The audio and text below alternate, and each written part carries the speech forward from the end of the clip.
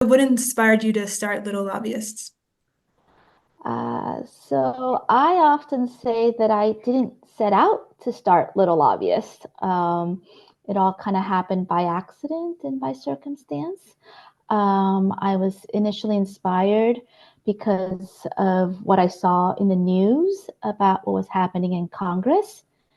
This was in 2017 when there were lots of talks about repealing the Affordable Care Act, a healthcare law, and cutting funds to Medicaid, both of which are really critical to my daughter and kids like her who also have complex medical needs and disabilities.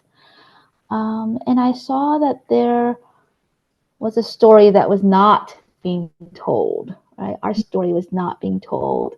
And I wanted to make sure that it was not only being told, but that it was told the right way and by the right people. Yeah, And so I asked a bunch of my friends to come and join me, and we started telling our stories. that's great. What does Little Lobbyists do? I know you said you started with responding to Congress, but what do you guys do now? We are a family-led group, so everyone involved, they're families with children, and we advocate for children with complex medical needs and disabilities. That is all disabilities. We are not diagnosis specific. And we really work hard to make sure that these kids can access the healthcare, education, and community inclusion that they need to survive and thrive. And we do that in three ways. We do community engagement, which is really creating a space for families like ours to connect with one another, to educate ourselves and each other. We do it via public education. So we do a lot of comms where we speak to the public and talk about the issues that affect us. And we do advocacy and lobbying, which is speaking to members of Congress and other elected officials to help inform their policies. So what do you think is the hardest part of doing all that and being an advocate? The hardest part is that the work is ongoing. It's relentless. Um, Change, when it happens very slowly. So this work requires a lot of patience and faith that it's going to work out, faith that we're doing a good job, faith that this is all worth it. So it's hard. It's hard. I'm not going to lie about that. Like a side note, have you seen any legislative pushbacks? I know in Congress they're kind of going back and forth because of how the seats are being held. There's always back and forth, and it's really about building relationships. It's not just going one time and having a 15-minute meeting. It's ongoing. So going back to what we are just talking about, the work is, it's back and forth, and sometimes you win some, you lose some. Sometimes it's the same, but we just keep going. How does being a mom of a disabled child affect your opinion on disability rights advocacy? It's definitely more personal now. I've learned so much. I'm able to see things that other people don't.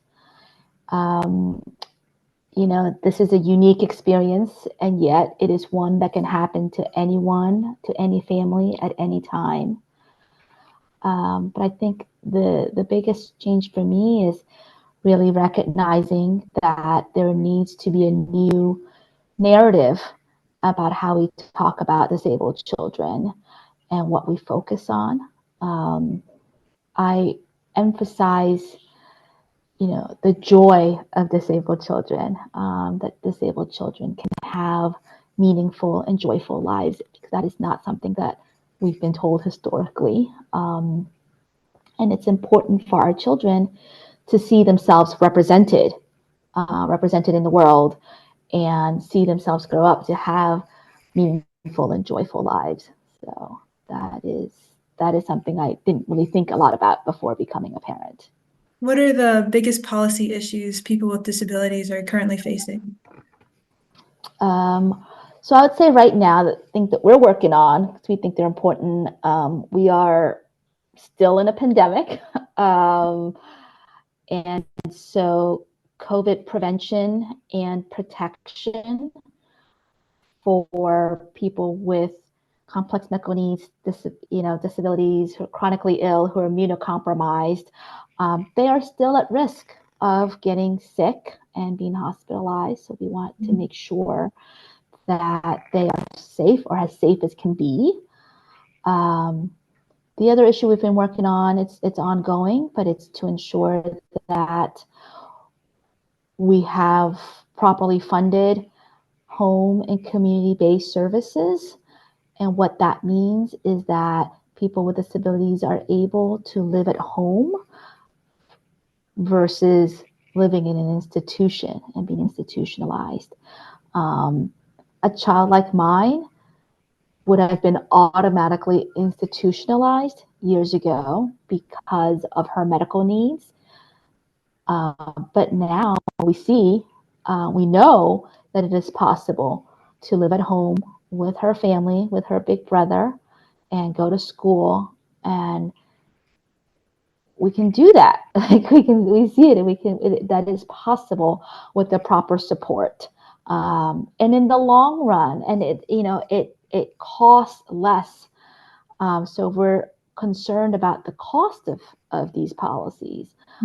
It actually costs more to institutionalize a person with disability than it is to support them living at home. Besides like actively lobbying, what are some smaller things that communities can do to help uplift and fight for kids with disability?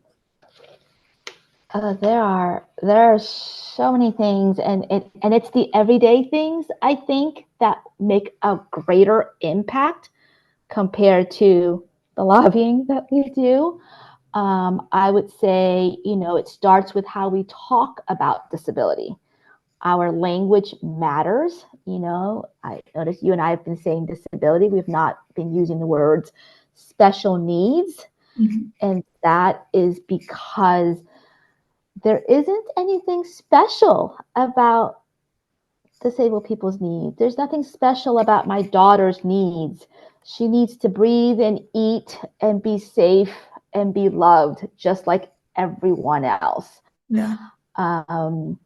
The other reason I use the word disability instead of special needs is because disability is a legal term that has legal protections, which means that, for example, a disabled student has rights at school.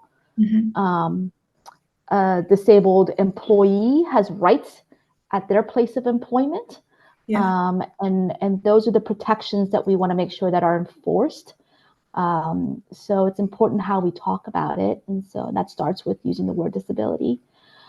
I think being an ally on everyday accessibility is really helpful, so just like everyday things like parking, people who park in the accessible parking spots where they're supposed to, or in the access lane, what happens is then you block that person from being able to get in their car. Yeah. And it might seem like you're just going in the store for 5 minutes and it's no big deal. You are affecting someone's day and their ability to access. So be mindful of things like that. Be mindful of, let's say, sidewalks. I see a lot of, those scooters that are placed right in the middle of the sidewalk. And that means a person in a wheelchair, as they're coming on the sidewalk, they can't go around it. They can't go down the curb. And so you're affecting their day.